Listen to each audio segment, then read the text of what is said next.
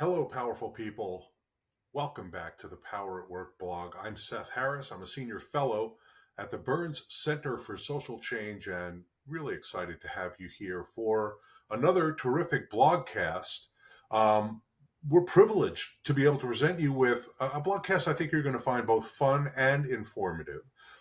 It's about organizing, and specifically, I talked with three frontline AFSCME volunteer member organizers about the union's volunteer member organizer program. And we also invited AFSCME's organizing director, Mike Sukal, who joined us and was a big part of the conversation. So the volunteer member organizer concept is really very simple.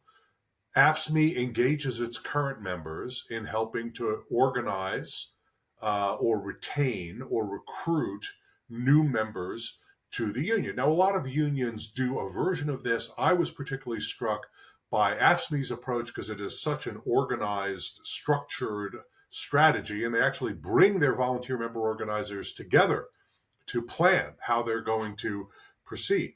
So our guests today are Mike Sukal, who's the organizing director and field services director for AFSCME. Patricia Wright is a mental health technician in Nevada, and she is a frontline leader who has worked with not just AFSCME, but with other unions to secure collective bargaining rights for state employees in her state back in 2019. She's also helped organize several workplaces, and her union just got its second contract with the state. Joining Patricia and Mike, Adam Rizzo, who's the president of AFSCME's Local 397. He works at the Philadelphia Museum of Art, but 397 represents the Philadelphia Museum, the Penn Museum, and also the Please Touch Museum. He's been a museum educator for about 8 years and a union leader for a shorter period of time than that. He'll talk about that. And then Yolanda Irizarry, a police communications technician and a member of AFSCME's Local 1549. She's working with her local to expand their efforts to organize. So I think you're in for a terrific discussion. I think you're really going to enjoy it. But I have two pieces of business that I want to conduct with you before we get to the conversation. First, we love to have you watching the blogcasts here on the Power at Work blog, if that's what you're doing right now. But we want you to know that you can take us with you anywhere you go. You can listen to or download the Power at Work blogcast in podcast form on any of the commercial podcast providers, Spotify, Google, Apple. They're all available there. So you can take this blogcast with you, particularly if you're going in the car. For goodness sakes, don't put video on in your car, right? Listen to the blogcast instead in podcast form. I want to encourage you to do that. A lot of people have started to do that in much larger numbers, and we're really excited about it. It's just another way for you to access the content on the Power at Work blog.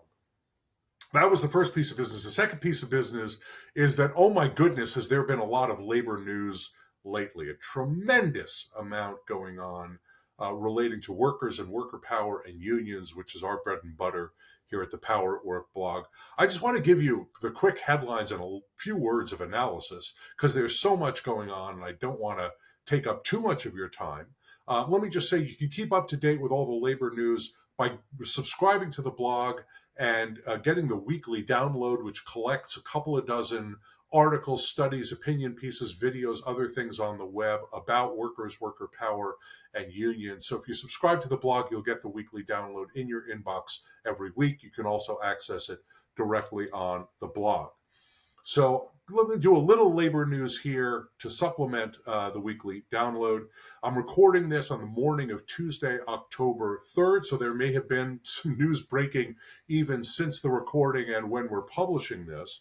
But let's start with the first news story, and that is that the UAW strike is continuing and expanding. Last Friday, September 29th, the UAW added additional Ford and General Motors facilities to the strike. There are now 25,000 UAW members out on strike out of a total group of 150,000 at the big three automakers.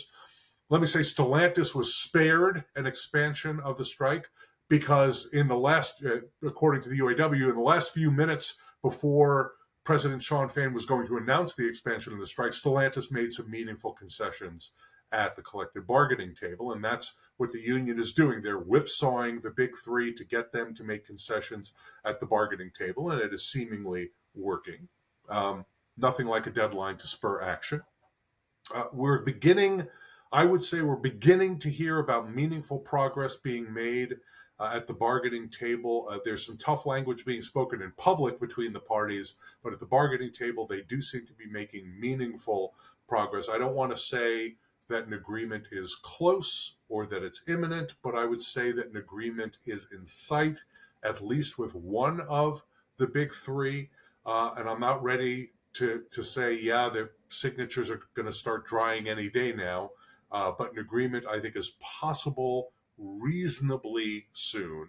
I want to qualify soon with the word reasonably, which is just a softener. I think of it that way. Second news story, the Writers Guild strike has ended, but the actors are still out on strike. SAG-AFTRA still out on strike. So Hollywood is still largely shut down, except for those shows that don't need actors, like the late night television shows. But the good news is that the studios and SAG-AFTRA have begun negotiating again, and the Writers Guild contract helped to provide a framework for some of the challenging issues in the SAG-AFTRA negotiations. Not all of them, and there's a lot of other issues that need to be addressed, but that's progress that they're finally negotiating. Third news story. The membership of the Culinary Workers Union and the Bartenders Union in Las Vegas overwhelmingly voted to authorize their leadership to call a strike. They are both affiliates of Unite Here, an immensely important and powerful union in Nevada. Now, that doesn't mean there'll be a strike against the casino hotels, but it definitely shows that the unions feel very strongly that they are not getting the kinds of offers from the casino hotels at the bargaining table that they need. So stay tuned to that. Fourth news story, the Coalition of Kaiser Permanente Unions appears ready to take 75,000 of its members out on strike this week against Kaiser Permanente. That strike, if it happens, and it's looking increasingly likely, will probably begin Wednesday morning, October 4th. I'm recording this on October 3rd, so it'll be tomorrow. By the time you see this, it'll be yesterday, so you'll know if there's a strike. That strike is going to shut down or slow operations in Kaiser's facilities in California, Colorado, Oregon, Washington, Virginia, Washington, D.C. And this may only be a short strike, a 3-day strike, but it may not be the end of the conflict between those two parties. They don't appear to be close to a contract. So again, stay tuned on that one. And let me just say the four stories that I just talked about should really beg the question, why are we having so many strikes? Man, we're having a lot of strikes, and strike activity is up significantly in 2023 by a number of different measures. Why is that happening? Well, I plan to write something on that topic on the blog, so keep an eye on the Power at Work blog for that piece that I'm hoping to write in the next couple of days and get out maybe over the weekend.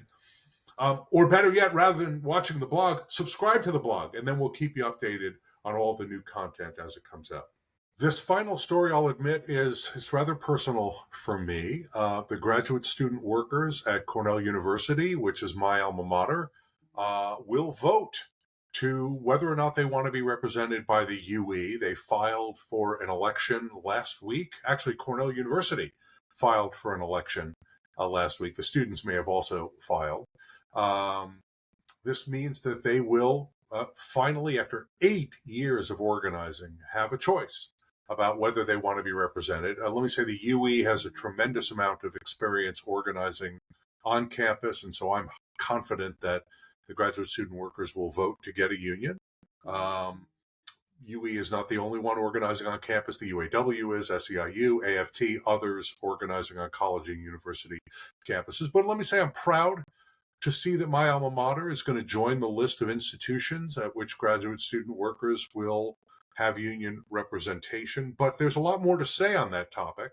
I've written about it in the past, but I also want to let you know that we're going to organize a blogcast on this topic with a couple of leading higher education collective bargaining experts and maybe a representative of one of the unions. We're hoping to record that soon and maybe get it out to you end of October, beginning of November. So keep an eye out for that. Subscribe to the blog so we can keep you updated about all the content that we're offering, including that blogcast, which is coming in a few weeks. So those are the two pieces of business I wanted to conduct with you before you hear this blogcast. It's a great one. I know you're going to really enjoy it. So here's AFSCME's Volunteer Member Organizer Program. Enjoy. So let me start by thanking all of you for being here today. We at the Power at Work blog, we love talking to the big time national labor leaders and to government officials, but what we really love is talking to rank and filers, frontline workers who are doing the work of worker power and worker organizing. We love local leaders as well who are dealing directly with members and helping to organize members. So we're so happy and excited to have all of you with us today to talk about organizing, which is another of our favorite topics here at the Power at Work blog. So let's jump right into it. Mike, I'm going to start with you. So I read about AFSCME's volunteer member organizing program while reading the AFSCME blog. And I want to acknowledge that suggests that maybe I'm a little too much of a labor geek and I need to find other things in my life. But I was reading the AFSCME blog. I read about this this program that you have. And you've been an organizer for a very long time. So you know as well as anybody that it's not novel to have workers organizing other workers or to have members talking either to other members or to prospective members. But my sense from reading about it is that AFSCME's volunteer member organizing program is a little bit different. So if you would, tell us about the history of the volunteer member organizing program and tell us how it started, why did it start, and how it's evolved over time. Thank you, Seth, and thank you for having us. The volunteer member organizing program really dates back to when I started with AFSCME some 20 years ago. And the idea really was that, as you alluded to, that the best messengers to unorganized workers are members themselves who have experienced changes in their workplace, have fought for change for themselves and their family and their community, and in particular members who have been through organizing campaigns, who have seen an anti-union campaign and can share that experience and really can share and help unorganized workers overcome the sense of futility and the threats that come with an organizing campaign in this country by sharing their victories. I think what has changed over the years is that we took that program from our external organizing, and when we were under attack at the Supreme Court with first the Harris-Quinn decision, next the Friedrichs case, and finally Janus, which created open shop in the public sector and the outlawed fair share provisions in contracts. We really had to get to a model where with internal organizing, we were treating it as external organizing. So we had to really make sure every member of the union, a potential member of the union, even in represented settings, were connected to the union and felt a connection to the union. That talk if you would. I want to get you to just go a little deeper on the difference between external organizing and internal organizing for people who aren't familiar with those phrases. Sure. When I say internal organizing, I'm talking about organizing within already represented workplaces with bargaining units, really strengthening our locals and strengthening the worker organization in those environments, so more members are connected and fighting for better conditions and a stronger contract ultimately. When I say external organizing, I'm talking about unorganized workers who are coming together to build the union, to gain recognition, and just gain the basic right to sit down and have a voice and bargain with their employer. Um, so we really, we from the time I came to AFSCME, that the member focus on external organizing, new organizing was there, but we really knew that in order to remain strong and survive those attacks at the Supreme Court, that we had to uh, build that kind of program internally as well. So we did that back in 2014. President Saunders brought members together. It was the Harris Quinn Supreme Court case, which was sort of the first threat to fair share and to the attempt to create open shops in the public sector. And he started a program that really was about getting back to the basics. So in the spring of 2014, between the initial launch of this and our convention in Chicago in 2014, members went out and talked to and signed up 92,500 non-members who were Wow. fee payers. The program was called 50,000 Stronger. The goal was to get to 50,000, but it was so successful that we got to over 92,000. Mm. And that led to what we called Ask Me Strong, which was, really digging in beyond just that sign up to non-members. And that, I mean, the truth is, many of those folks thought they were members anyway. Their fees were coming out of their check. So it was a good initial conversation, which built towards a deeper discussion about strengthening the union, which was Ask Me Strong. So we focused more on leadership and mobilization. And having said all that, when the Janus decision came from the Supreme Court in 2018, AFSCME held strong. We held over 90% membership and refocused our resources. There was a focus on prioritizing that internal organizing, understanding what was coming, but we're refocused externally. So since then, over 70,000 workers have have won collective bargaining recognition with AFSCME across the country. So we really have returned the ship. We're looking at external organizing, understanding that we could have the strongest over 1 million member union internally, but we're not getting stronger if we don't give the opportunity to join us to unorganized workers across the country. And how many volunteer member organizers do you have in that program right now? So right now there are about 600 to 700 trained members across the country. The event that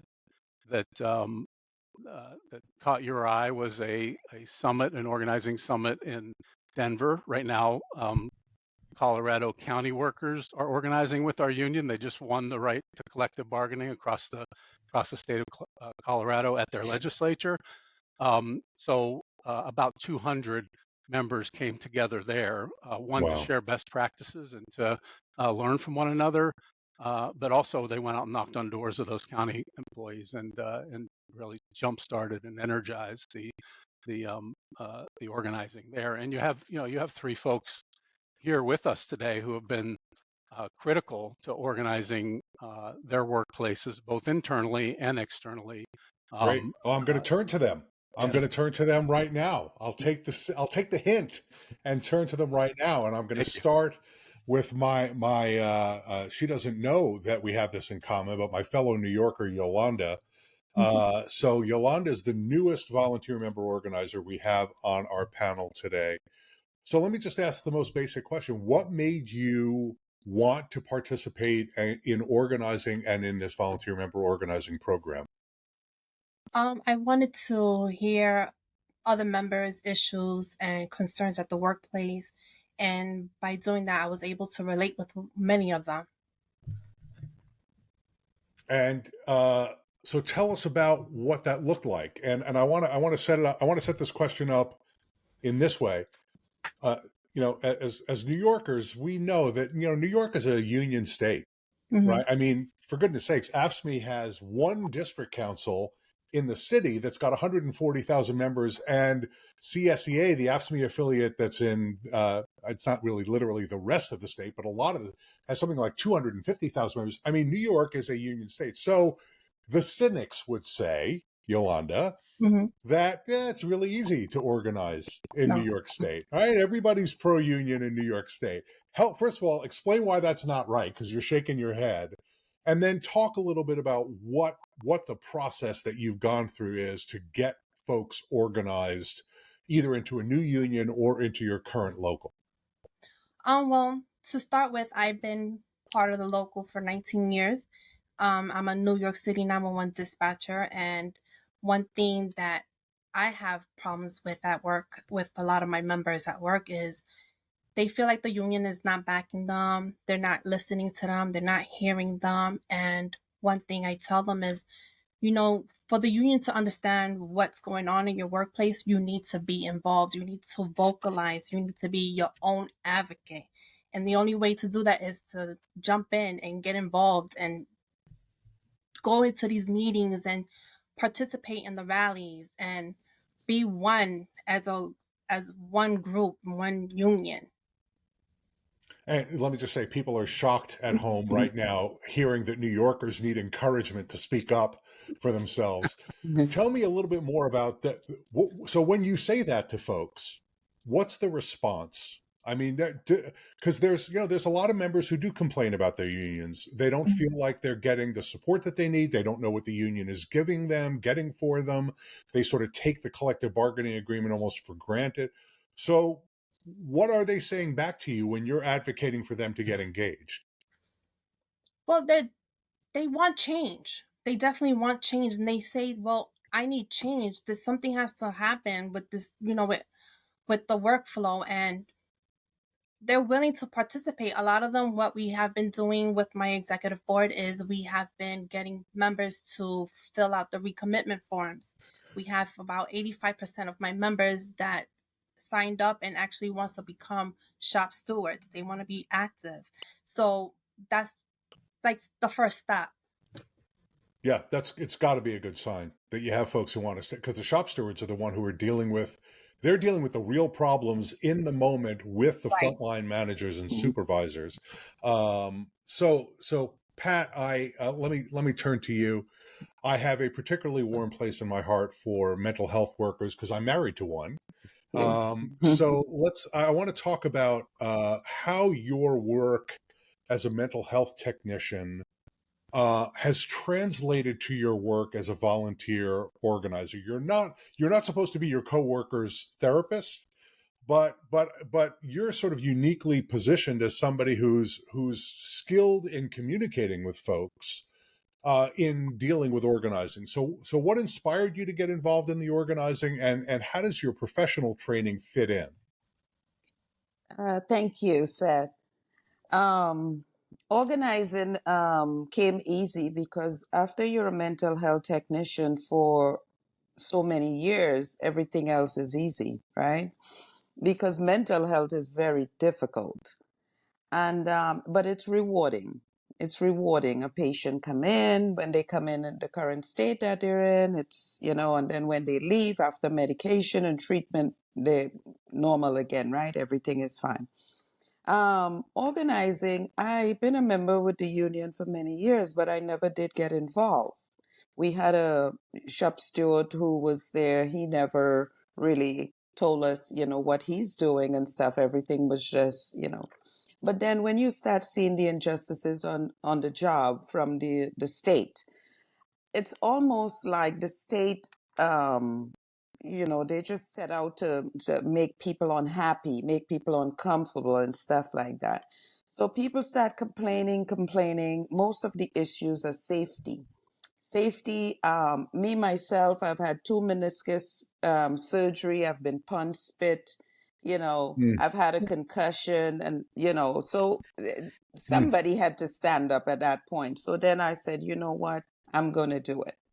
And during organizing and stuff like that, I ask a few people on the job, hey, you guys need to, when they come to me with problems, I say, hey, you need to come to the union. You need to help organize. You need to bring the issues. Said, oh no, Miss Pat, we're good. You're gonna do it. So I was kind of like pushed in there. I've always considered myself a strong person, but some people think that I am aggressive. So that aggressiveness has worked in organizing, you know. So I go to someone and I said, hey, how's the job going? Oh, let me tell you this, that, and the other. And they start telling me. And I said, are you a member? They said, I think so. And I said, well, let's find out if you're a member. They said, well, how would I find out? Sign this card. There's the card right here. And so they signed the card. Some of them are already members, some of them are not. So you listen to the issues and then you try to get them involved. But a lot of people in mental health don't want to get involved. A lot of people have children, a lot of people. I just happen to have a lot of time on my hands. So that's how I got involved. Right. So I want to stick with you, Pat, because I want to talk a little bit about Nevada, because it's only been 4 years. Tell me if I've got this wrong, but it's only been 4 years that state employees in Nevada have had collective bargaining rights. That was a change that was brought by the new governor in the legislature. And so all of a sudden, workers who had no way of getting a union, all of a sudden were able to get a union. They had to organize. How did that change things for you and other workers who are employed by the state? That's a game changer because now the state has to listen to us. We have a voice. We have a seat at the table. We sit down and we can negotiate our wages. We can negotiate safety. We can negotiate vacations. They hear us. Are they giving us, for instance, we sit down, we negotiate a contract. The contract is in place. It's a binding legal document, and they still define the contract. They still do something different. So this is when I stand up and I said, no, we are not doing this. We must follow the contract. But sometimes when the contract works for them, they quote the contract. So I am there all the time to quote the contract, and it is a constant fight. I am telling you, Seth, I have never had to fight as much as I have to do now on the job, and I'm loving this fight. Yep. How much did you have, Pat? How much did you have to explain to your coworkers about what it means to have a union in the workplace? And let me just say, this is a big problem in the private sector because we have, fewer than 7% of American workers in the private sector who are organized. In the public sector, it's 5 or 6 times that number. But there are a lot of workers, including Nevada state employees, who have not had a union before, and they're really not familiar with it. So how much of it is, unlike in New York, for example, where most everybody either has been in a union or knows somebody who's in a union, or they certainly hear about unions all the time on the local news, or they read about them in the newspaper. How hard was it to explain to people what a union is, how it works, and what their role in the union is? Before this new contract, we just signed a new contract July 1st, right? Went into effect. Before the contract, it was very hard because state employees are underpaid in here in Nevada. So it was very hard to organize, get new people to join the union and stuff. So the talk was long and it was exhausting. And like I tell Mike all the time, that rejection, I just don't handle rejection very well. But I keep going back and I keep going back and I stay with them. And I said, if you don't join the union, you are accepting what management is offering you. You're telling management this is okay. Management don't see the numbers going up and they'll be like, oh, it's just a handful of them in the union. We can continue to. So I would use those kind of tactics to convince people to join the union, right?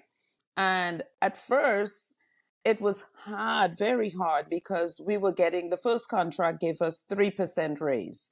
So they were not impressed.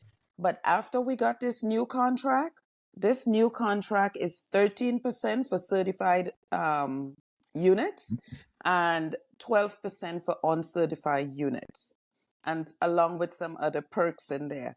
And I'm telling you, I don't have to do much talking these days because those percentages has since kicked in. People are running to me to find out, am I in the union? And I'm saying, are you?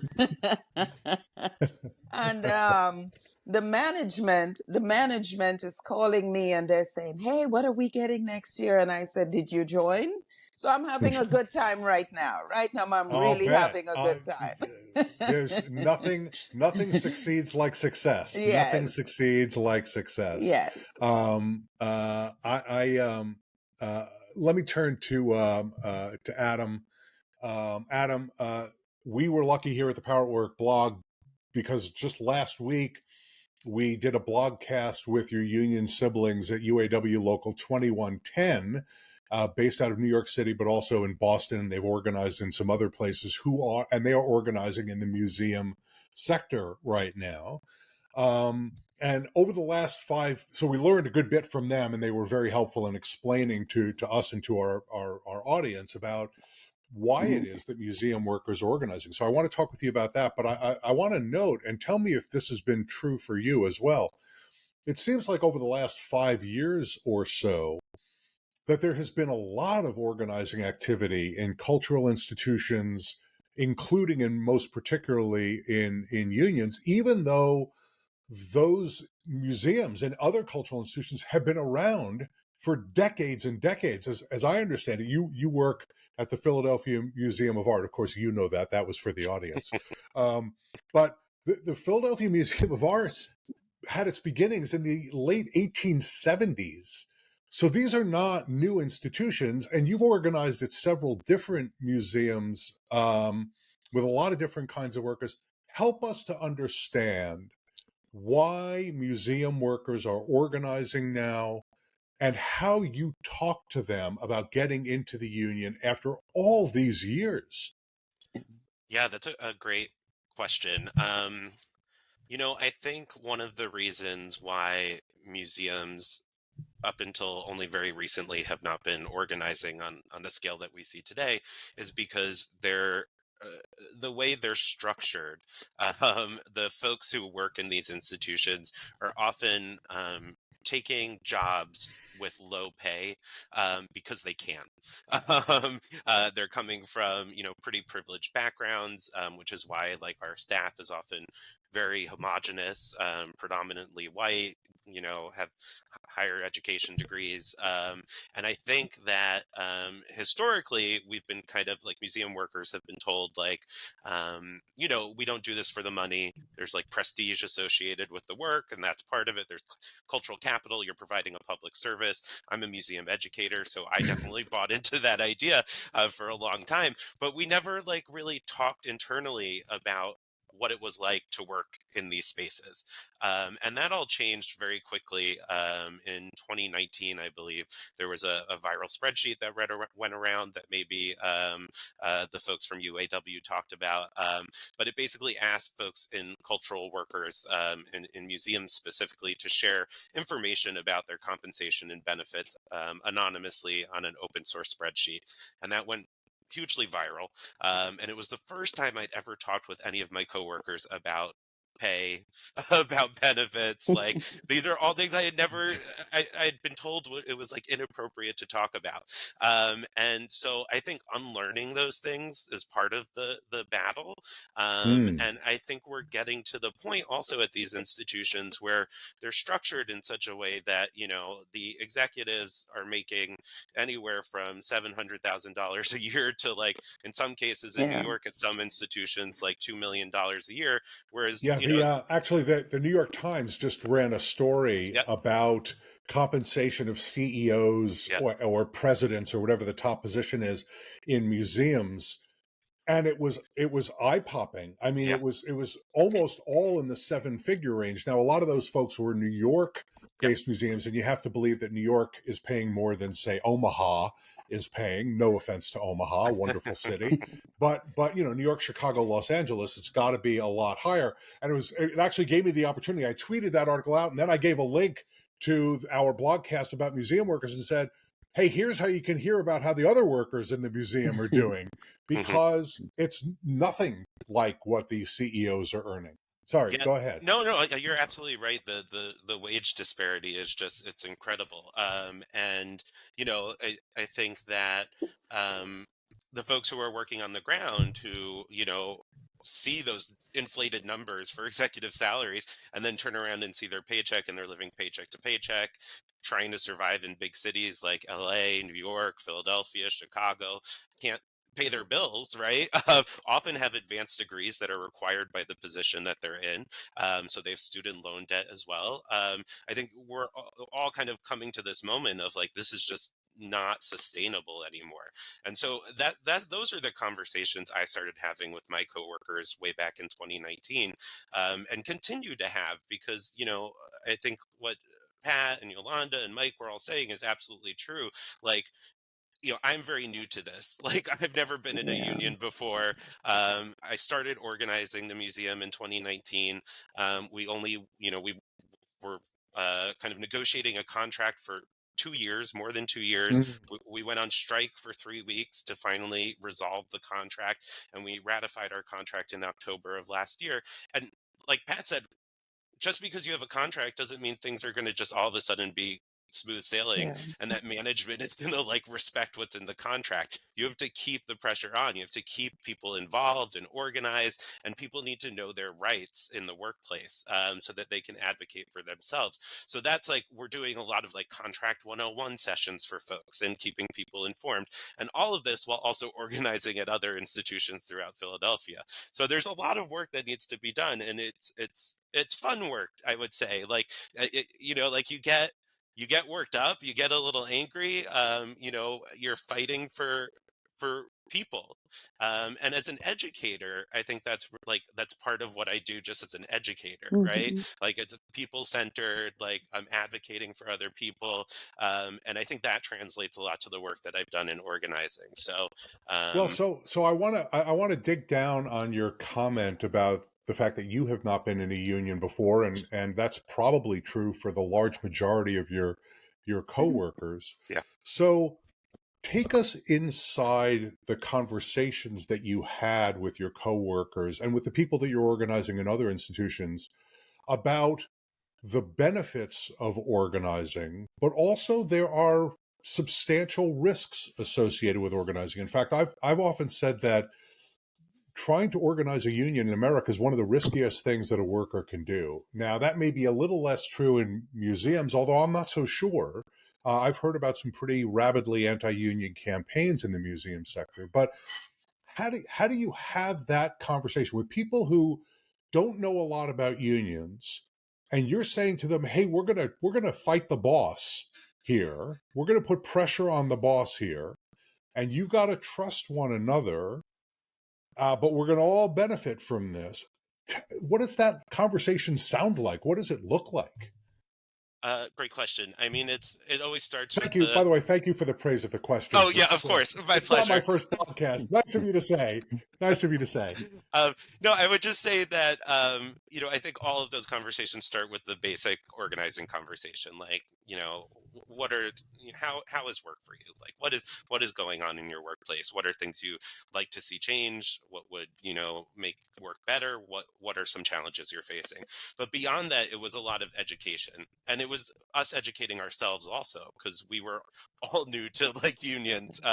We were organizing for more than a year before we even affiliated with DC 47 at AFSCME here in Philadelphia. So we were learning on the job, and we were learning from other institutions. So like, we had folks come from UAW down to Philly to talk to us at one point. We were talking to, eventually we hooked up with AFSCME here in Philadelphia. We were talking to labor lawyers who donated their time to us to come talk to us about like, some of the risks of organizing and how important it was to stay under the radar while we were in that process. So, I think it was incumbent upon ourselves to educate ourselves. And I think because we did that, because we are a relatively new kind of unit, and a very new local, like there are so many people who are involved who were so invested in the early organizing that has continued into kind of what we're doing now. So we have super high engagement from our members, which is really, really wonderful. But also, like, the conversations we were having were really centered on management's kind of failure to manage here at the museum. And, there had been high profile cases around sexual harassment in the museum that we all lived through. There was kind of physical harassment that was happening as well. Not to mention the kind of depressed wages, the bad healthcare, the fact that we had no paid parental leave whatsoever. That was another thing we won in our contract. We got 4 weeks. Next contract, I'm hoping for 8. But like, there were so many issues and rampant mismanagement. And so, it was easy to get people on board because of that, because of the failures of management. They say management is the best organizer, and I couldn't agree more, because they were kind of helping us throughout the process because of the way they were mismanaging the museum, even before we went public. Once we went public and they started the anti-union campaign, which was so by the books and by the numbers, we knew everything that was coming, because they hired Morgan Lewis and Bacchius to represent them throughout the negotiations. They just, everything they did to fight us got people more fired up and more involved. Let me ask you this, what was the final vote? What percentage did you win with? 89%. Wow. Yeah. 89%. That's very impressive. And it's consistent with the numbers we've heard from the UAW and other unions organizing in the museum space. You guys did a fantastic job with that organizing.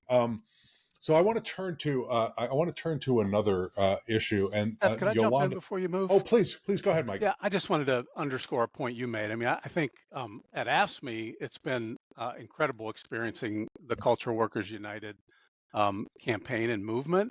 And I should add that this has been, workers in 14 states and 41 institutions at about 6,000 workers have organized with AFSCME since this all started. And it really started in struggle. It started a little before the pandemic at a place called the Marciano Arts Foundation in Los Angeles. These are the Marciano brothers of Guess Jeans fame. You may know of them. They had a museum in LA, and the workers organized with AFSCME, and they shut that museum down instead of bargaining. At the same time, the Los Angeles Museum of Contemporary Arts workers were organizing, and they had a moment where they sat down and decided, we are going to see this through. We fought the Marcianos and won unfair labor practice for what's that worth. They shut the museum down. But the MoCA workers stood up and won card check from their museum. And that, I think the fact that we grabbed that fight with Marciano, we went on Black Friday 2018 across the country and used the reach of AFSCME. And I think we protested at about 300 guest stores across the country. And it just sent a message, I believe, and hopefully Adam will confirm that, AFSCME is going to support cultural workers. And then we set up a national network and a national campaign, the Cultural Workers United, which you asked me how things have changed earlier. I think this is an important point. Cultural Workers United, really, those workers use technology to come together regularly. They had a call earlier in the week where nearly 100 workers came together from institutions all over the country to share these experiences and to build their movement. So I think that's a way that we're finding a way to connect member organizers and help build this movement moving forward. Yeah, so I want to pick up on one particular thing that you talked about, Mike. The power of an organizing example really has proven to be a very important impetus for workers organizing. We had the Starbucks experience where you had 3 stores organizing in Buffalo, and then you ended up with really a viral campaign. They're at over 300 organized stores now. They're having a lot of trouble getting a contract, but our UAW friends talked about organizing at the new museum in New York and how that got a lot of press. And there was they've been organizing at a lot of other institutions in New York because workers sort of raised their hands up and said, I want one of those. I want a union too. And this example with Marciano and also with Mocha, very, very important that organizing campaigns often don't start as national, carefully planned out efforts. We're going to start here, then we're going to grow here, then we're going to go there. Often they start with one effort in one institution that attracts a lot of attention, often that is successful, but it doesn't necessarily have to be successful. And then it's an educational process for workers that they go through where they say, wait a minute, those folks are just like me. They're experiencing the same issues as me. I want to find out more about this. They're not necessarily ready to go. Well, you tell me, do you find that they see that example and they're ready to go, or that they need to learn a little bit more about what the benefits are going to be, what the risks are going to be, what the costs are going to be? I mean, Adam could jump in, but I think we always, there are different degrees of interest at different institutions, but I think there's always at least a general interest because folks understand they don't have a voice. If there's one thing that the pandemic sort of made clear, there always was a hope, I think, in unorganized workplaces that my employer will take care of me. They may be they may Right. have all the power, but they're benevolent at the end of the day. But in the pandemic, we saw that isn't true. You may have the best intentioned frontline supervisor, but someone has to answer to the bigger structures. And so I think folks get that, and it is a matter of helping them understand the process and understand, like you said, wins across the country. The Art Institute of Chicago, a preeminent institution, those workers just won their first contract. The Field Museum just organized in Chicago. I mean, you go up and down, like I said, a number of states and cities across the country. Folks are winning, and they're not just winning campaigns, they're winning contracts. So we just have to share that. We have to keep building on it. But I believe that in most institutions we can get there if we do that work. And it leads back to why we did the VMO conference in Denver. It's a question of scale. The union the labor movement can never have enough staff to organize all and take advantage of all the opportunities out there. It's got to be member driven, and members have to build this institution. Yeah, well, almost like a union, right? Depending upon the power of the members. I'm sorry, Adam, go ahead. I would just say I totally agree, and I think that one of the talking points given by management at cultural institutions is that unions can't work in these spaces. They're not typical union jobs. And I think the truth of the matter, and this I think comes through even from sending some of our stewards to the VMO training in Denver, is that across every industry, workers are fighting for the same respect, dignity, and rights, that no matter where you're working, and to be safe in the workplace, and to make a living wage, and have health care. These are basic needs, and I think they go across industries. The other thing that I would say is that when we were on strike for 3 weeks, we had so much support from AFSCME, but from other unions as well in other industries. We had folks from all over the country supporting us, and it became clear to all of us, all of our members, that the world was watching, and like Mike said, that this was an example that we needed to win, not just for us, but we needed to win to kind of show the world or the country, whoever was watching, but especially folks in leadership positions and the boards of trustees at museums, that we were going to keep fighting until we got what we deserved. Because if we had lost that fight, it would have set a terrible example for the industry and all the organizing that was going around. So we knew we had to win, and we weren't doing it just for ourselves. And I think that speaks very much to what organizing is all about. You may be fighting for your own rights and benefits, but you always have to be pushing forward and fighting for other people at the same time. Yeah, that's powerful, and I think very, very important. Pat and Yolanda, let me come back to you with a very particular question. many AFSCME members fit into the category of essential workers. I think I would classify both of you as essential workers. Those are the frontline service providers, public service providers, without whom our society really wouldn't operate. If we didn't have folks to take 911 calls and to help people who are suffering mental health crises, our society would not be able to succeed. And so that means that those AFSCME members worked through the COVID pandemic, putting themselves at tremendous risk. So, Yolanda, let me start with you on this. How has the organizing changed from before the pandemic, through the pandemic, until after the pandemic? I can imagine, for example, that it was very difficult to communicate with your coworkers during the pandemic, and maybe even some of them now are working remotely or working different schedules. So tell us a little bit about how essential workers organizing and the pandemic has really changed things, if it has. For 911, it hasn't really much changed. We weren't able to work remote. We actually had to come to work.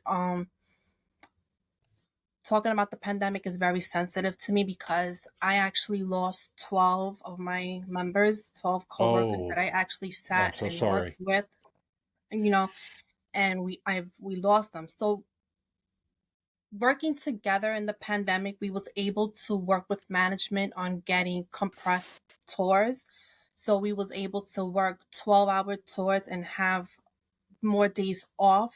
And this way we was able to spend time with our family, manage our family, take care of one another.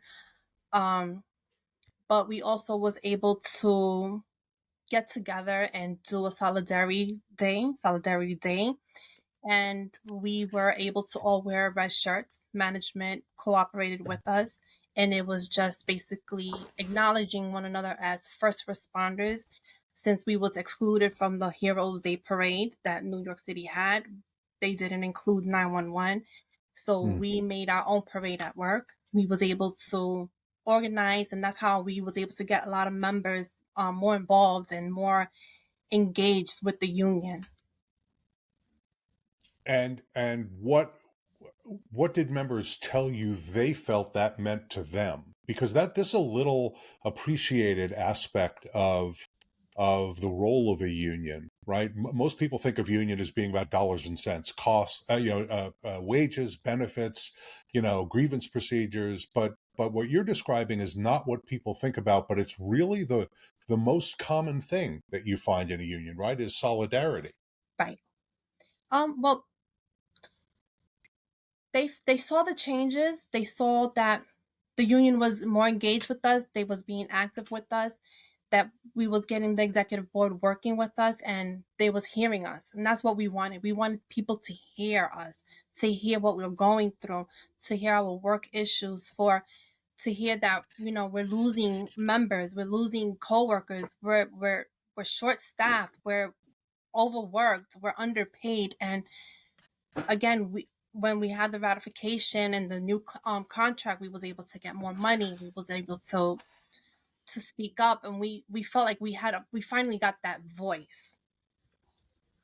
Yeah, that's the critical word, isn't it? With a union is voice in the workplace, voice in the decision making. Pat, what about for you, another essential worker? How, if at all, did the organizing change from before the pandemic, through the pandemic, and now after?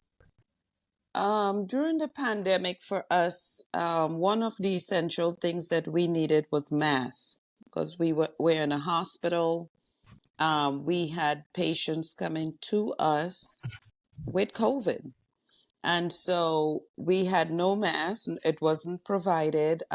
Employees were going out and buying masks. And as you know, they were flying off the shelves, and, you can hardly get it. You have to reuse the mask and all that stuff. And management just looked the other way. And they themselves were in their offices. They were not coming onto the floor. So we were just being isolated out there by ourselves. So for me, I just chose the wrong time to go on vacation. It was March 1st. 2020. And I went on vacation. Luckily for me, I went to Trinidad and Tobago, where I am from. And the borders were closed. And so I could not leave. I was there for 6 months. And so employees were calling me and they were telling me what was happening, no mask and stuff. And I called a young lady who's working for the International for AFSCME. I called her. I told her what was happening and said, I kid you not, this young lady got the whole hospital mask. Okay. She got us some regular masks, and she also got us some masks that says AFSCME on it across. And that's how we suck it to management. They were wearing masks that says AFSCME, and that silenced the management.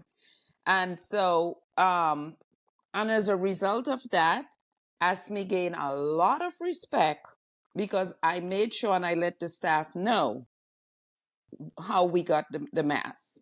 Didn't need to explain because it said AFSCME, but I had to tell them, and this is the reason why people need to join the union, and this is the fight that we have to fight to get these things.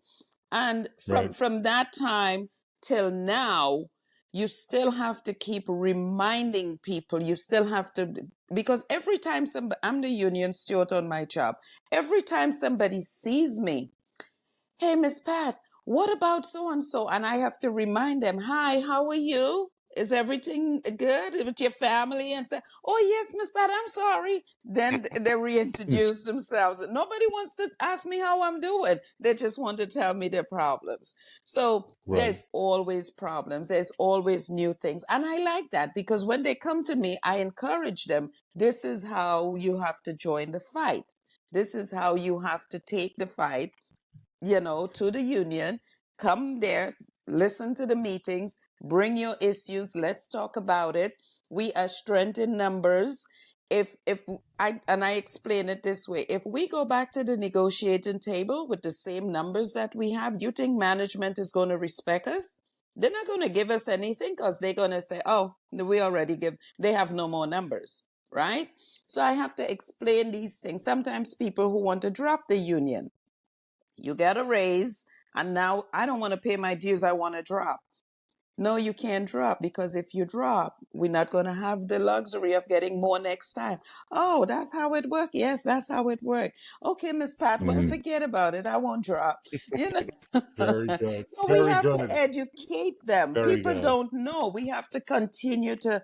So this organizing thing is no joke. And I'll tell you what, nobody can teach you to organize. Nobody can teach you to organize. I went out with Mike one time. And I made my first mistake. And Mike didn't even tell me I made a mistake. I knew I made a mistake. And we talked about it and stuff. Wait. You can't not tell us what the mistake is. Tell us what mistake you made so everybody who's watching can learn from it. What was the mistake? Or I'm going to make Mike tell us. Tell us, Pat, what was the mistake? So we went out knocking on doors, and it was just me and him. And he was taking the lead. He was knocking on doors. He was getting the story, and he was doing the 5 steps of organizing and stuff. And I don't know. We knocked on this door, and the young man came out, and I said, hi, my name is Pat Wright, and I'm with AFSCME, and this is Mike, and we're here to talk to you. Are you still with, I believe he was with NDOT or something. And I said, are you still with NDOT? And he said, yes. And I said, how is things going? And he said, oh, pretty good and stuff. And I said, well, are you with the union? And he said, no. And I said, do you want to join the union? And I proceeded to, badger him about joining the union. I did not give him all the tools that he needed to make a decision and all that. I did not do the steps. So he got scared. He was about 21 years of age, and he was just nervous, and he just looked agitated, and he said, well, I'll think about it and stuff. So we left. So when we got back in the car and stuff like that, Mike said, well, how you think that went? And I said, I don't think it went very well. I think he looked scared. He looked scared. And so so when we got back to debriefing, Mike said, you can go ahead and you can tell them what happened, how the day was and stuff. And I told on myself, I said, well, I scared this guy. I said I did not use the 5-step and stuff. And I learned my lesson from that.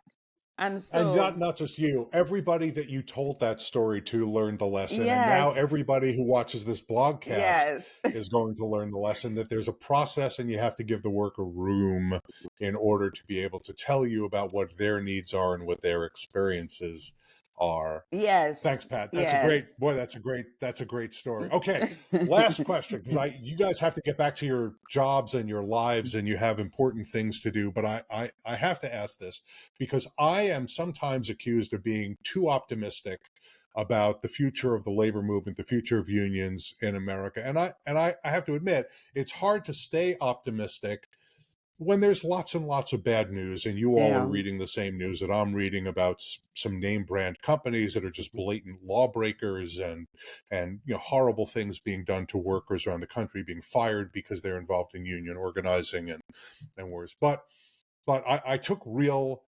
solace from the fact that last year in 2022, the number of union members in America rose for the first time in 5 years, and it rose in both the public sector and in the private sector, more in the private sector than in the public sector because it's a bigger sector, but still we're seeing growth.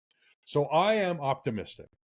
But you, all four of you are on the front lines of organizing in America. So I want to give each of you a chance to answer the question, are you optimistic that we're going to continue to see increases in union membership this year and in the coming years? And if you are optimistic, or if you're pessimistic, I want you to tell me briefly why that is. And I'll start with you, Adam, and then Yolanda and Pat, and then I'll let Mike give the valedictory closing speech. So Adam, go ahead. All right, I'll try and keep it clean. I would say, hell yes, I'm optimistic. I think all you have to do is look at like the numbers in terms of union approval ratings in this country right now. They're at their highest levels, I think, in decades. I think, a whole new generation of workers are kind of discovering unions and realizing how valuable they are and how important they are. I just show people that chart that goes around all the time where it's like, income inequality is going like this as union membership went down over the last couple of decades. I think it's so clear to see that in order to reverse that trend, we need to really organize. So I'm really optimistic. I see it in my field specifically. Like every week, it seems like there's a new cultural institution that's announced that they're organizing and is, filing for an election or hopefully being voluntarily recognized. But yeah, so I'm super optimistic. And I think just looking at like Starbucks as an example, seeing these stores organize across the country, it's exponential. And I think, I know they're struggling in their fight, but that's why we need to support them too. Because we need to support folks in every sector and industry who are organizing right now. Great. Because we just need more members. That's great. That's a great answer. Okay, Yolanda, we got one hell yes. I am with Adam. I totally agree. I am yes. Although in New York, we're not polite in New York. We don't say hell. We got another word. But I'm not going to ask you to use that word because this is a PG-13 blog, Yolanda. So I was born and raised in New York, so that was very hard for me. Thank you for keeping it PG-13. Come on. Okay. Yeah. All right, Yolanda, go ahead. Yes is your answer. Go ahead and explain why. I totally agree. Personal experience with my own job. Members are joining. They're being engaged. They see the difference once everyone is engaged. They see that larger crowds speak louder, and when we speak louder, management listens and things get moving. The union gets involved and they help move, and I see nothing but progress. That's That's great. All right, Pat, we've got two. We got a hell yes. We've got a yes. We got a, with all those exclamation points and asterisks and stuff because we want to keep it clean. What's your answer? You're optimistic about union membership growth in the next few years? Yes, I am. And I am optimistic because of the NEOs that I do on my job, new employee orientation. Every time I walk into that room and I give a little speech about the union and stuff, everybody wants to sign my card. So, yes, I'm optimistic. And one thing is, I have a colleague, his name is Brian Miller. He is in Reno. And Brian and I, sometimes when we're together, one incident, we were in Philadelphia and we were in line trying to get a Philly cheesesteak sandwich. And Cheesesteak, yeah. yes, oh, I'm so sorry, I'm not pronouncing it right. They will kill me. And and some guys were across the street just digging up the street and whatever. And he bought them some sandwiches and he walked over there and he wanted to organize them right there and then. So Brian wanted to organize them, ask them if they had a union and stuff.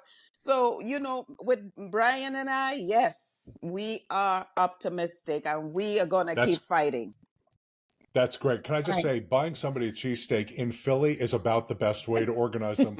I'm not going to argue with Adam about which place you should buy it from because that's a big. I'm not getting into that. Yeah, I'm not getting into that on this. That's too controversial. Okay, so I was just thinking, how horrible would it be if the three rank and filers all said yes, and then Mike said, "No, I'm really pessimistic.